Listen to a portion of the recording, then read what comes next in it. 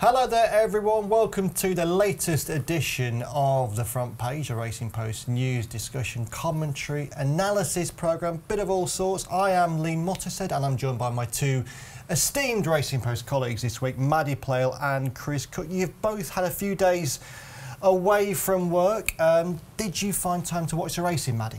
I watched Baaeed's Juddmonte International on top of Kinderscout. Did so you that was really? Fantastic, yes. How fabulous. Yeah. Chris, where did you watch the E-Ball? Oh, the E-Ball? I thought you were going to ask about Baaeed, because I had a story ready for Baaeed. I was watching my child doing some swimming, and I thought, gosh, I better have a bet, you know, just to justify the time. And I managed to back the winner of the Juddmonte International. So you'd be amazed to hear. when you back a 5-2 on shot, you know, it's got to win, and at least he did that. And it was never really in doubt, so that was quite gratifying, because I don't generally go in for backing odds on shots. Yeah, Baaeed was amazing wherever you watched him from, and we'll be talking about him in this week's show. He's undoubtedly now the world's best racehorse. He was before, but he definitely is now. But will he run in the world's best horse race, the Prix de l'Arc de Triomphe? We'll also be looking at the strange case of the high-profile young jockey who used a live television interview to announce the end of his partnership with a high-profile owner, who then said that the association hadn't actually ended, but there was an internal investigation into the young jockey. What on earth is going on there between Amo Racing and Rossa Ryan? And what on earth will happen when British racing's industry leaders meet for 2 days in September to discuss the future strategy of the sport? All that and more in this week's programme. So our first story in contention to be this week's front page story is Maddy Playle's take on the situation at Amo Racing. Maddy. Yes, it's very interesting this. Kia Drabchan, the Amo Racing owner, spoke to me on Saturday night and the latest on this. And one of the points he made was that we've seen a lot of this season. We've seen Frankie Dettori and John Gosden have their short sabbatical. We've had Sylvester de Souza going off to Hong Kong and leaving these shores after splitting from King Power. Prince Faisal split from David Egan, which we saw in the Juddmonte International with Mishrif. Yes, very interesting this, in that Rossa came out after riding Rafe Beckett's state occasion at York and said, we've split. Kia then joined in and said, well, hang on, that's not actually true. What's happening is we've got an internal investigation, which we'll hopefully find out the result of either today or tomorrow, into the rider, because he was riding at York rather than at Newbury. And is that what the internal investigation is about? I believe so. He was very keen to sort of keep it private and keep it under wraps. But that's what we're led to believe it is centred on. He was very strong in saying that he has no animosity towards Rossa. Rossa has not. It's nothing to do with his riding. He said it's nothing big. These things just happen. But essentially, this is an owner who has ploughed a hell of a lot of money into the game in the last few seasons and is really growing in ambition. And we've also got a rider who is being slated by many as a future champion jockey, who could potentially be set to go off on his own way. So it's a fascinating dynamic between the two. Kia was sort of saying when they first took Rossa to the Breeders' Cup, they couldn't buy him alcohol because he wasn't old enough, of course, because he has to be 21 out in the States. Because otherwise they would have been looking to get their jockey drunk. Yeah, exactly. Best way to prepare for any big race. Get it down you. Yeah. But no, obviously this is a partnership that's really already taken a few headlines. It's set to take a few more if they do remain together. He wouldn't be pressed on whether he would be using Rossa in the future, and hopefully I'm going to find out a little bit more later on or in the next coming days about what the future is for Amo Racing and Rossa Ryan. They've made a great partnership so far. They've done well, yeah. I mean, as an operation, they've obviously sprung up from nowhere, and they have had considerable success, spending a huge amount of money. And it was good to see them go with a young jockey. They weren't just going for this almost like the Gucci handbag option of grabbing a high-profile jockey who was already established, who they wanted to have as to show how big they are. They went with a young lad, and I think Rossa Ryan generally has been very impressive in his races. He's one who, as Maddy said, has got a big following already. And I've got to be honest, Chris, I'd not heard any rumblings that things... Nothing at all, no. You're the same? Except that sort of general feeling that you have that when a relatively low profile jockey has a job, you know, they better be winning some big races to justify that. You know, otherwise you're going to be constantly vulnerable, aren't you, to the really big names? You know, there's always your Frankie Dettori's hanging around looking to pick up rides in big races. As he did on Persian Force. Well, exactly, yeah, stepping into a temporary breach maybe. I sort of instinctively feel like Rossa hasn't handled this the absolute best. Don't you feel that, you know, it was more important for him to keep this big-time owner happy than it was for them to keep him on side? You know, because there's always plenty of jockeys around, aren't there, with their hands up for a gig like this. You know, talented as he may be. He very much said that. He sort of said, you know, he's a young lad still, and he said, I don't read too much into the interview that he did on TV. You know, emotions were running high, and we can sort of forgive him that, and he's still right. You know, he's not made a high-profile mistake, if you like, in a race. This is more to do with internal politics and communications. And it being a team. And I spoke to him about having a retained rider, and I think that probably is quite important. I got that inclination from him to have that continuity and that sort of relationship. When you have so many horses and a lot high-profile as well, they also had the second in the Acom Indestructible. And in Ireland as well, we saw their filly finish second in the Debutante Stakes. So for me, one interesting angle to this as well is that we've spoken earlier on this programme about how jockeys aren't necessarily tied in by contracts.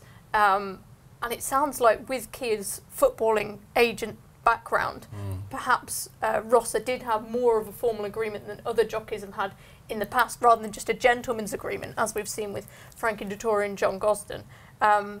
So it's fascinating times for two really upwardly mobile forces in British racing. I guess that point you make about football is particularly valid, because if what we're hearing is correct, and that the nub of Amo's frustration is that Rossa Ryan took rides at York on Friday as opposed to Newbury, where they wanted him to ride, they would probably, or Kia would probably look at it as a situation, well, if I signed a player to play for Manchester City, he can't suddenly decide on one particular Saturday, I'll play that game for Liverpool and then return to Manchester. So I don't know if that's a big factor in their thinking as well. I also think in general terms that those jockeys who have jobs with owners, particularly where owners have horses among many stables, is a much harder one to hold down than a jockey who rides for a trainer. A jockey who rides for a trainer pretty much only has to satisfy that trainer. So long as the trainer can satisfy the owners that this is the right jockey.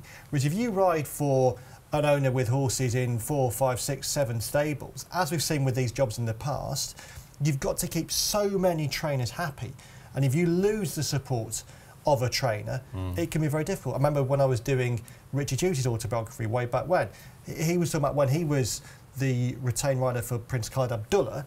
Towards the end, it became difficult because at one point he'd lost the support of John Gosden, he got that back, but then he lost the support of Henry Cecil towards the end. And when you do lose the backing of an influential trainer who's speaking to that owner all the time, that can be very hard for the jockey to overcome. Now, I don't know if that's happened here, but Kia did reference in his quotes how they want to be a team, as you say, Maddy, and that he has to listen to what his team members, including trainers, are saying. So I don't know if that is the case, but I think in general terms it's a hard thing to work. That sounds very plausible, and just listening to you saying that, I'm thinking that Holly Doyle is trying to do something quite similar, isn't she, with the retainer she's got for Ahmed Al Sagar, including riding for John Gosden, who I bet, you know, would be pretty demanding if you're a jockey riding for him that he hasn't specifically chosen, but that she's gone and delivered a classic win for that yard this year, so she's well on the way. Well, I mean, I wish Rossa all the best. I slightly am left with the feeling that we're never quite going to know all the details of all the nuances of what's gone wrong here, assuming something has gone wrong. We've been wrong-footed before, haven't we? Because, I mean, 2 months ago we were talking about how things were definitely over between Frankie and Big John. And, you know, it could not be more sweetness and light. Now, they won a Group 1 in France, and they just won the immensely valuable Ebor, and John said some lovely warm words. So, I mean, I suppose maybe the key takeaway is, you know, don't burn your boats, folks. You know, there's always going to be a way back. As long as, you know, being the jockey, you're still good enough to deliver victory in these big races. And we'll find out later this week, I imagine, whether there is a way back for Rossa Ryan with Amo Racing. That story looks set to be resolved over the coming days.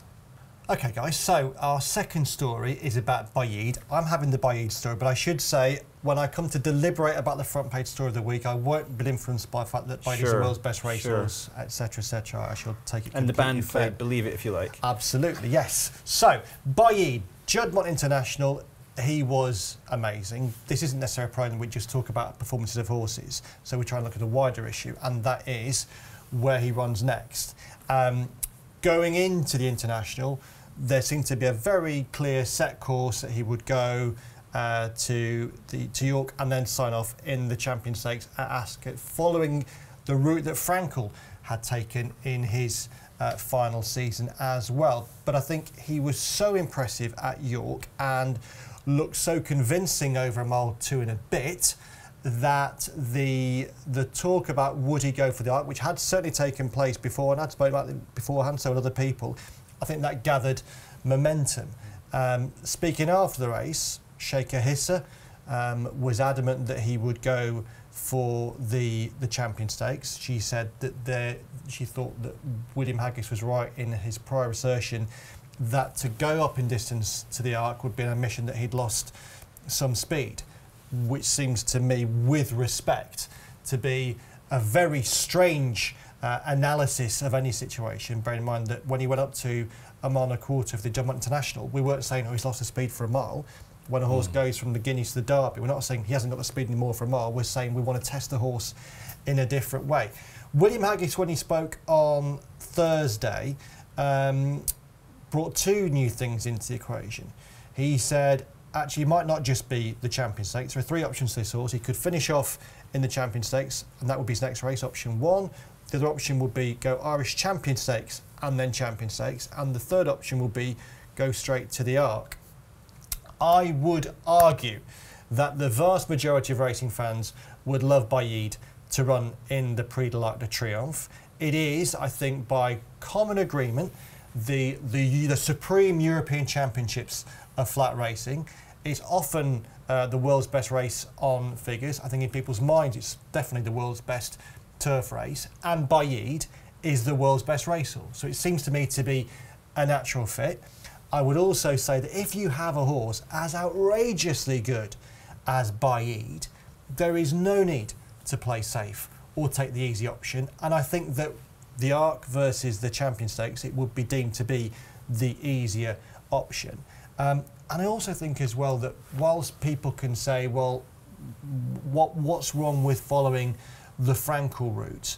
You know, it worked for Frankel, why shouldn't it be good enough for Baaeed? I would just say with Frankel, there were different elements at play in that story, not least the health of his trainer, Sir Henry Cecil, who we knew we weren't going to have for very long. He was already a very ill man, and I think there was a sense there that because of that, the Champion Stakes was maybe the more obvious route for that horse. And also, I don't think he was as guaranteed to stay a mile and a half as Baaeed looks to be.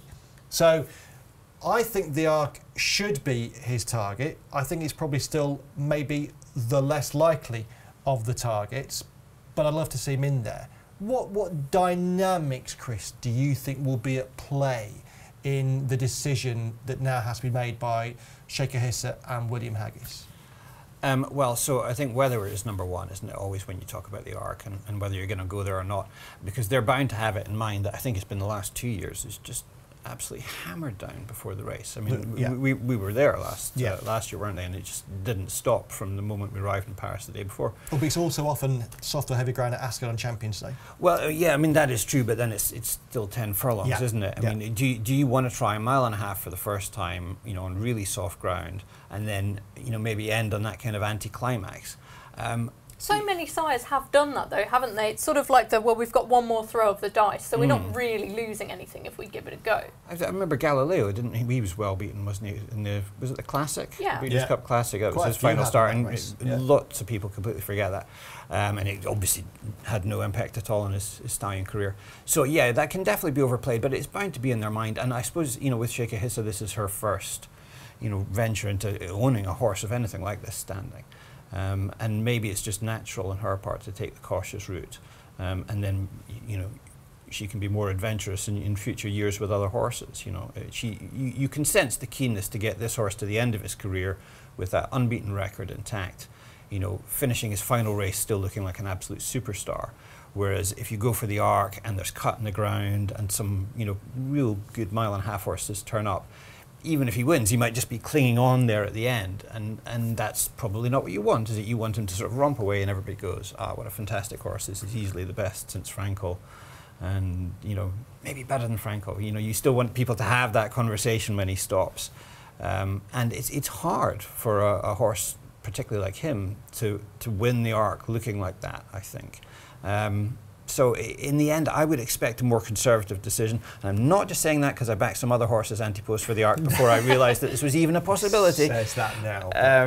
And then, I mean, there's also the factors in the Trainers' Championship. I mean, I don't suppose this will be the deciding factor, but it's in the discussion, isn't it, that this would be William Haggis's first chance to win the title. Yeah, that's an interesting point. Charlie Fellows referenced that on Twitter in a conversation with Bruce Billington, the Racing Post, where he said that he thought that William Haggis would much rather win, or would rather win the Arc, but he'd also want to be champion trainer, and therefore that would influence his thinking. And again, the Trainers' Championship is certainly up for grabs now. I'd like to think that William Haggis wouldn't be influenced by that, though, when he decides where to run by. It's the sort of factor that, you know, if you're kind of leaning that way, sort of, but it's still a difficult decision, you go, oh, well, there's that too, and so therefore we'll go to Ascot. And, you know, I'm sure all parties want to be seen to be supporting Kipco British Champions Day, you know, at a time of trouble for the sport. You know, Baaeed he's a British racehorse, isn't he? At a difficult time for British racing. And finishing his career on that day is another way of sort of speaking up for the industry, as it were. Maddy, if he does finish off in the Kipco Champion Stakes, as opposed to the Caterpillar L'Arc de Triomphe, would you feel a sense of what might have been? Yes, and I think, just to go back to what Chris was saying, I do agree. I'd love to see him in the Arc, of course we all would. But these decisions and these influences are because the breeding world is dictating the racing world, really, rather than the racing world dictating the breeding world. And I think it would just be such a shame, you know, that everything is on this perfect, unbeaten record. I can understand it, but I don't think that that should necessarily be the be-all and end-all, because we want to see what these horses are capable of. And if Baaeed does go for an easier option, not saying it will be easy, well, no, actually, if Denny turns up at Ascot, it might even be a harder option than the I suppose. But we won't actually know what he's capable of. And another thing I like to say is, I guess, to go against us wanting him to run in the Arc, well, perhaps we could see him twice instead of once if he goes to Ireland for the Irish Champion Stakes and then for the British Champion Stakes, and we get to sign off in Britain, and that would be a massive pull for Champions Day, I'm sure. But I think he's a way better horse over 10 furlongs than he was over a mile. Well, so how good RPR of a mile and a quarter to. How good could he be over a mile and a half? Given that his brother Hookam's obviously a Group 1 winner over a mile and a half himself. Why stop there? We could have him in the Lonsdale next year. And you're just being silly now. Stop it. But there is a fair point, though, isn't there? And also, that you make that point about distance, but we have a horse here who William Haggis himself has said thought he would always be better over a mile and a quarter, and yet we are only going to get 2, maybe 3 opportunities to see him over that trip. Unlike Frankel, he didn't race as a 2-year-old. Now, for good reasons. Not every horse should or has to be a precocious horse. We want some horses to be late developing sorts, but it still means that we haven't actually seen the surface, Baaeed for that. Yeah, that's exactly right. I think we are scratching the surface, and he's not going to stay in training next season. Shaky said to me in the York Winners' Enclosure, he's more important to me as a stallion than a racehorse. But it just makes me think there's even more reason for him to go in the biggest race of all and really produce a performance, so perhaps even more so than York, is the one for which we remember him. And I know they're not discussing it, but I mean, it would be possible, wouldn't it, to do the Irish Champion and then the Arc? I mean, now you just get greedy, Chris. I mean, that would be option 4, and William didn't mention option 4. I gather they're not even looking at it. But I mean, it's not out of the question, and I fully believe in this horse that he would be able to do that. Certainly the Irish Champion, you know, that ought to really suit him. And that's a great race for showing off a proper champion, isn't it? And when you see a horse perform like he did at York, you just want to see more. You want to see him more. And I think it would be a shame if we only got to see him once more. It would be even more of a shame if that wasn't in the arc, in my view. Because, I mean, it's only just over a year since we started talking about him as a sort of proper top-class performer. Yeah, absolutely. He's been incredible. Just before we start off on this one, Chris, do you want to reveal what these other horses are that you've backed in the arc? Or do you want to keep it secret? I am sort of dying to, but the prices have gone, so it feels like after timing, and then they'll get beat anyway. So I think for all concerned, let's just draw a veil. Okay, we'll assume they're going to get beat. In the Monday edition post the arc, you might well be hearing that Chris Cook has just bought a stately home somewhere in the Shires. And hopefully by then we'll also know that Baaeed has run in and won the arc. Fingers crossed, you never know. Our final story this week comes from Chris Cook, and we're going to go from talking about the action on the track to the action in rooms with closed doors. Chris, what's going on? What's about to happen? I always get the industry story. It's such a privilege. Yeah, no, I'm really chuffed again. So this is actually not my story at all. This was Bill Barber writing in the Post on Friday.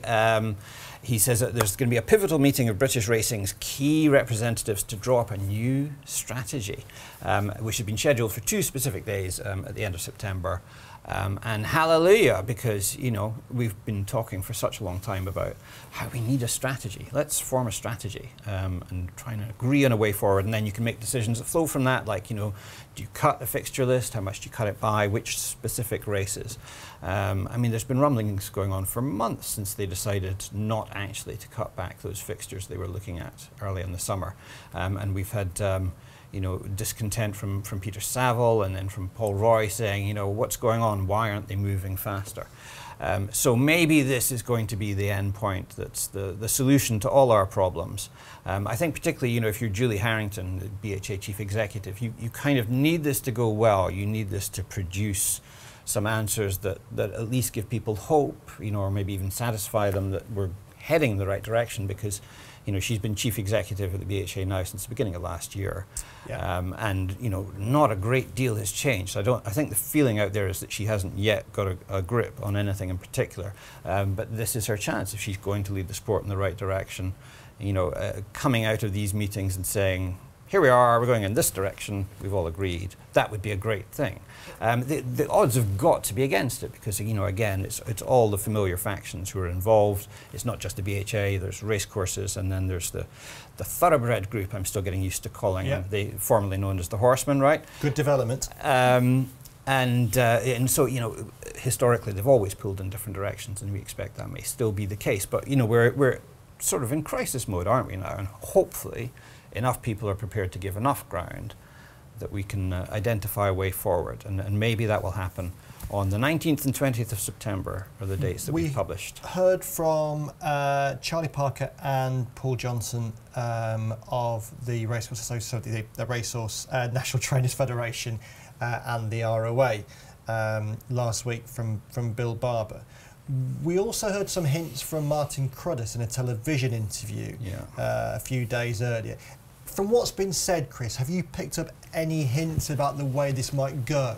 No, I'm all agog to find out. I mean, I still feel that basically the racecourses have an awful lot of power as well as an awful lot of money. And you always hear voices from the thoroughbred group complaining that they don't really have access to the figures, and that's a very frustrating subject for them. So that's probably where the whip hand is. How radical are we expecting the results of this to be? I don't think you can expect radicalism, really. The ship has not been tending in that direction. But what it really needs to be is a start. And if it can be an identifiable plan to go in a particular direction, and everybody signs up, and then it looks like that's starting to work, then maybe you can keep pushing in that direction. But, you know, we need to set a priority. That's the fundamental thing, isn't it? You know, if we agree that we can't carry on as we are, then we have to pick a direction. And I would think it's probably going to be fewer races, isn't it? And more projection of the best races. Yeah, although if they follow the lead that's been set by the Saville group, it won't necessarily be fewer races. It'll be fewer races towards the top and more races towards the bottom. Well, I'm in favour of fewer Group 1 races generally, but I mean, that's something that you should really be agreeing on a sort of pan-European level, I think. Yeah, you know, I think operating in isolation is really difficult. But I think maybe in that sort of class 2, 3 area where we're already looking at the moment with all the racing group races, you look at all these other class 2, 3 handicaps and the fields are being hit there. Maybe that pool of horses just isn't big enough to sustain the number of races we've got at the moment. I thought, Maddy, what Paul Roy was saying was very interesting. Not so much what he said, but the fact he thought he needed to say something, because it is pretty rare for people who've held those sort of roles in the past in British racing politics to go back into the arena and say what's happening now isn't good enough. He expressed frustration at the lack of urgency, as Tom Kerr did in his editorial recently. Part of me was also frustrated. I mean, I think it's frustrating that we're talking now about creating a strategy. Why the hell hasn't there been a strategy already? I mean, dear God, we're a huge industry. Why has there been no strategy? But we're still a month off these negotiations and discussions about a strategy. I mean, Chris follows does a lot of the BHA appeal hearings, and they could often get delayed because Alan and friends can't get together for a certain date. But September 19th, 20th, we're still waiting a month before these talks are taking place. And then there's going to be an awful lot of hoops to jump through to create change in racing. We've seen that already.